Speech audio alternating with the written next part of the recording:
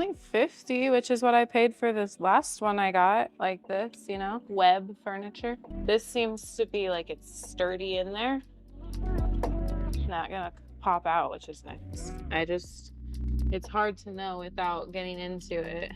For $50, maybe like 500 average profit if you put another $100 into it with materials, including like a base or legs. I say let's do it, honestly. Let's just do it. Hey everybody, welcome back to Furniture Flipping Teacher. I'm Lauren, and in this video, we are going to be making over this dresser in just 24 hours. Let's get started.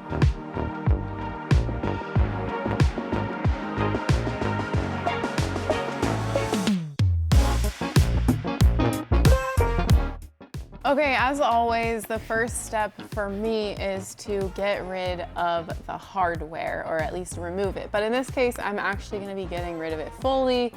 This is just so outdated that I can't put it back on the piece. It just wouldn't feel right. It would still look outdated even if I changed the color of the piece. So it's gotta go. I've got a container here that I will put it in. And then of course, I'm gonna donate it to my next door neighbor at the thrift store. They like having hardware, and sometimes people do like buying this maybe if there is, you know, an older piece that's missing hardware or something like that. Also, this is kind of some odd shaped hardware, or odd spaced hardware. It's 2.5 inches wide, and I actually was able to find some really neat hardware that can just go right in these holes. The only thing I'm a little nervous about is like the placement height-wise on each drawer. So I'll have to see if it looks good to where I can just put that hardware straight in these holes and it won't look like off at all. But I'm hoping that's the case, or else I'm gonna have to fill in all of the holes and just like move them up literally probably 1/2 inch. So cross your fingers for me that that's not the case, because I didn't notice until just now that since the hardware is a little bit higher at the top, it seems like they lowered the holes a little bit so they're not exactly in the middle. But we'll have to see. That hardware doesn't come until tomorrow, so really, I kind of had to make my decision ahead of time and just risk it.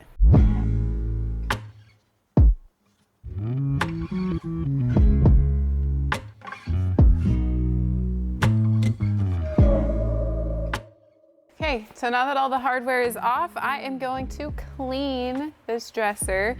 I am using some Simple Green because the paint that I'm going to use really recommends Simple Green as the cleaner before you paint. And the reason that we want to clean is, of course, to remove all of the dust, but then also any grease and oils and things like that that can get in on the surface throughout just the use of the piece. So I also am going to do a little bit of extra, and I am going to take out my drill brush attachment here, and we're just going to get this piece really nice and cleaned so that our paint will adhere nicely. I'm gonna give the Simple Green a little bit of time to kind of soak in, giving it a good douse of Simple Green.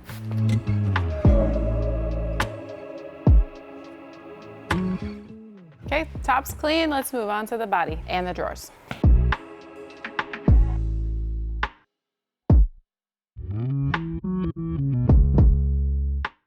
So after a little bit of further inspection, definitely the holes are too low for the hardware that I chose to go back on these. So I'm gonna have to fill them in and then drill new holes. It's literally less than 1 inch off, but it's gonna make a huge difference. So I'm gonna pull out my Bondo and we're gonna fill in all these holes. I was hoping to skip this step, but in order for it to look the best that it can, gotta go the extra mile and fill in these holes. I hope I have enough Bondo left.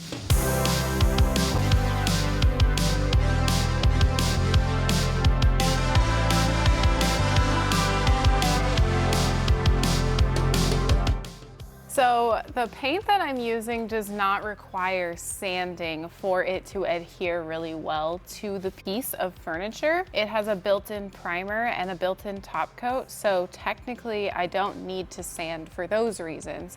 But there are many reasons to sand your piece before you paint or prime it, and one, or well, really two of them are because in my case, I have bondoed everything basically, so I need to smooth the bondo out. So really, in reality, I'm just smoothing the bondoed areas, but then also there may be a few superficial scratches or dents that could be sanded out versus filled in. So that may be another reason that you're sanding. So I'm not sanding necessarily for the adherence of the paint, but just remember that there are several reasons to sand. I am using a 120 grit on my Surf Prep sander, and this is connected to the vacuum dust extractor, and it's gonna help suck up all of the dust that is formed. And I'm just gonna go to town on the drawer fronts. There were a couple of areas that I repaired on the top as well.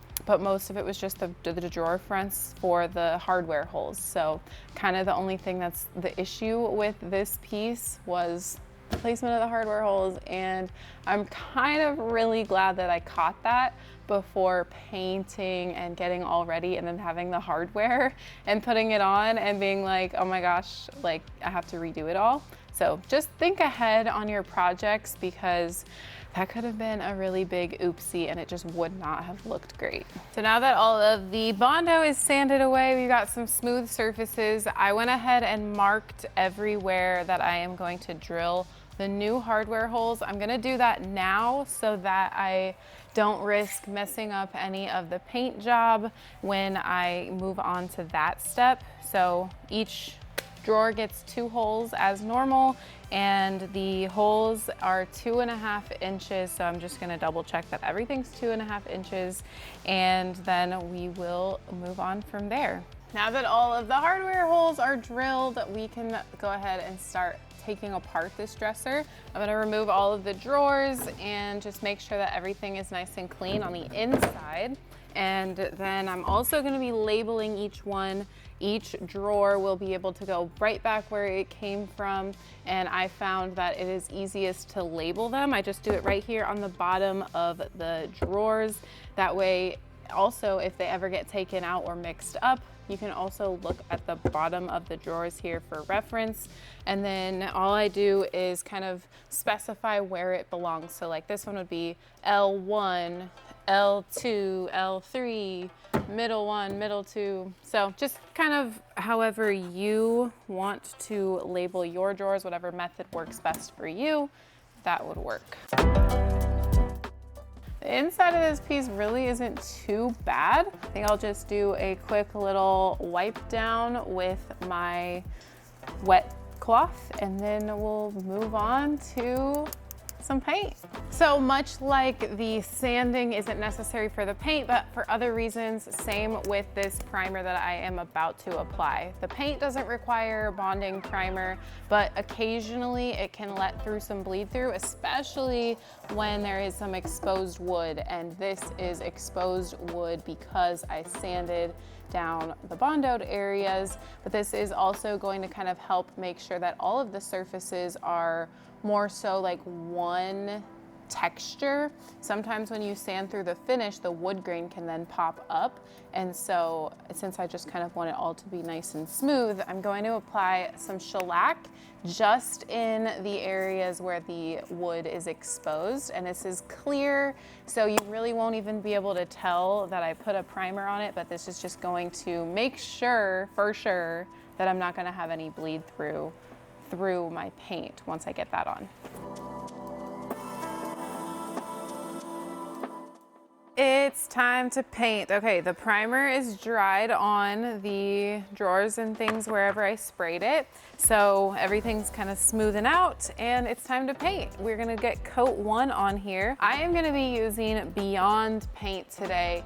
You guys have been hearing me talk about the paint that doesn't need any primer or any top coat, and this is exactly what I'm talking about. You guys, if you've been around the channel for really any amount of time, you've seen me use Beyond paint before. before. It's great for painting kitchen cabinets. It's great for revamping your countertops if you don't have the budget to get all new ones, but you want to change up the look. I've also used it on countless furniture projects as well. So this is such a versatile paint that if you are interested, I will link a playlist down below for all of the projects that I have used Beyond Paint with. It's just a paint that is, again, so versatile. There is one thing to note about Beyond Paint, and that is the consistency and the texture. It is a bit thicker than other typical furniture paints that you may see me use or that you may use. This one doesn't seem as thick as I've had in the past, but it is a bit thicker. So I am going to pour this into my paint roller tray because it is best to use a paint roller and a chip brush to apply the Beyond Paint. You can also use a sprayer, but it might be a better idea if you kind of did a little bit of a scuff sand if you're going to use a sprayer, because the roller texture really helps it grip onto the surface, but it won't be like super textured once it dries down. So we are going to get started. You use the chip brush in the areas that the roller maybe can't quite reach, or just kind of in the more detailed areas, and then you try to go through with a roller and smooth all that out. But for like the longer, flatter surfaces, you use the roller over that. I am using the color Sage. So it's this nice green color, and I think it should, I mean, usually paint dries a little bit darker, so I think this is gonna be the perfect shade for this dresser, kind of exactly what I had in mind. So let's get some paint on here.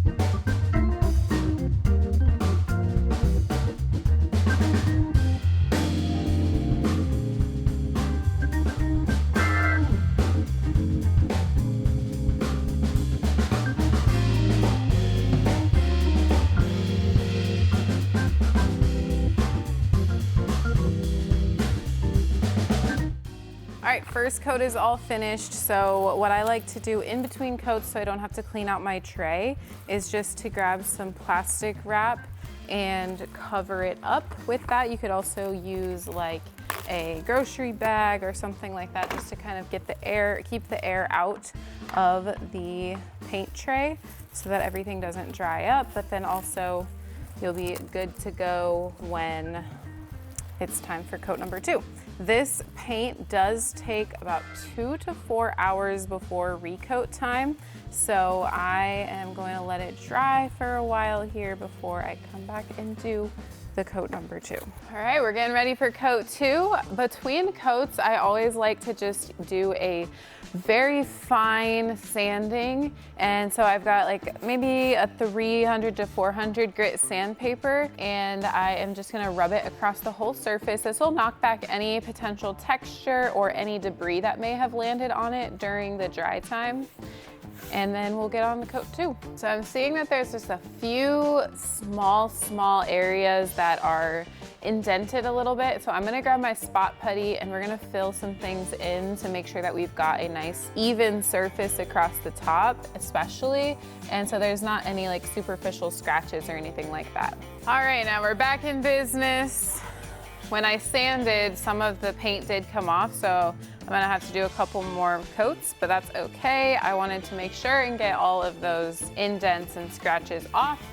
So now I'm just gonna do another coat of paint here.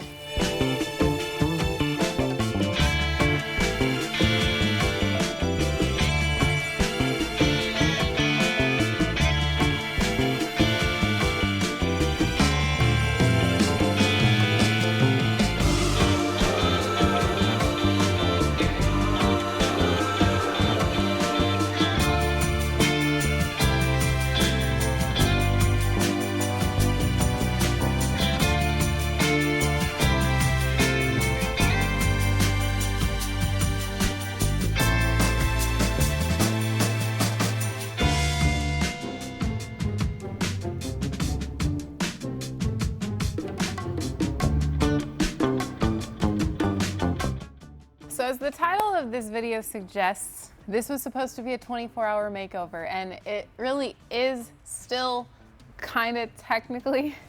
The one thing that I can't finish the dresser because of is the hardware.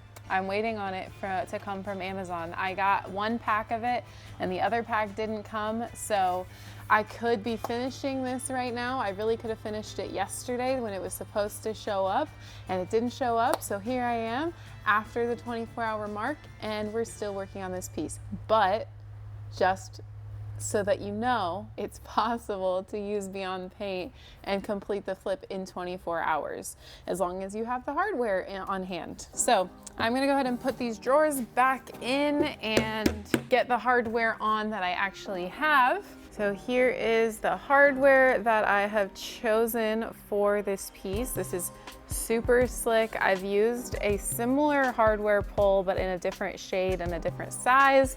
But I thought that this champagne bronze color would really go well and complement the sage green color a lot. So let's get these on.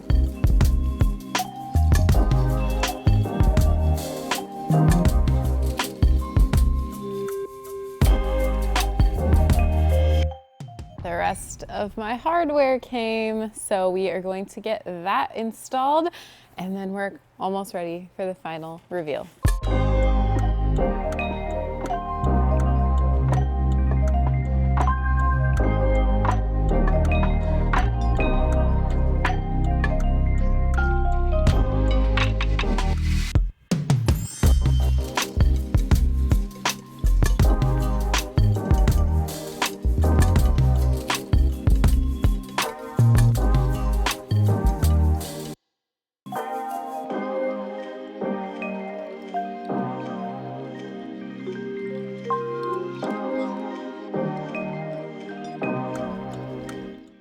All right, that is a wrap on this 24-hour makeover. So I think that this piece turned out great thanks to Beyond Paint.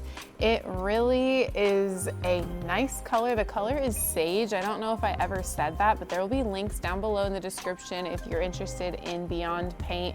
Very, very minimal prep. Again, the reasons that I sanded and primed were not because the paint needs it, but solely because of the replacement of the hardware, and then also because of the when I went through the finish and I needed to prime those areas, because it does have a really great bonding primer, but it doesn't have the best stain blocking primer. So if you don't sand at all, you should be good to go to just go ahead and paint, and there should be no bleed through. So let's talk about the numbers of this flip. The dresser originally cost me $50 at a thrift store. As you guys saw in the beginning, I was confident in grabbing this piece because I had just done a similar piece and I didn't do it at all like I did the other piece. The other piece was white. I built a new base for it, and this one I just wanted to keep short and simple. So I'm glad that I did that, because I'm kind of interested to see, one, how this color is sold in my market, but then two, like, do I need to go the extra mile and, you know, make a new base and things like that. And then so $50 with the dresser itself, and then about $45 with the hardware. I have two left over, and so sometimes new hardware can definitely be a pretty significant cost. So factor that in when you're buying pieces up front, making sure that you're taking all of the materials to paint into consideration, but also if you're going to update the hardware, that also costs money. So be on the lookout for deals on hardware on Amazon. I have a whole list in my storefront that is all of my favorite hardware that I've used on pieces, and they do pretty often go on sale, so I'm always just on the lookout. So that's $95 total, and then the paint itself is about $50 for the entire quart. But I didn't even use half of that on this entire dresser. And plus, again, you don't need to use primer or a top coat, so you're kind of cutting costs there. And then of course, I also have a discount code, which will also be down below in the description if you're interested in checking out Beyond Paint. So we're in at a total of around $145, $150, including the Bondo and the miscellaneous tools as well. And I'm planning to list this piece around $650, maybe $700, and we'll just see how my market takes it. I love the color, and I think that green typically sells pretty well for me. So I think that this one should fly off the shelves, but I also have a few other pieces that I thought would fly off the shelves and it hasn't yet. So we'll see, it's a waiting game. Thank you guys so much for watching. Be sure and check out Beyond Paint down below in the description if you're interested in a all-in-one, really simple, able to do it in 24 hours furniture paint. And we'll see you on the flip side.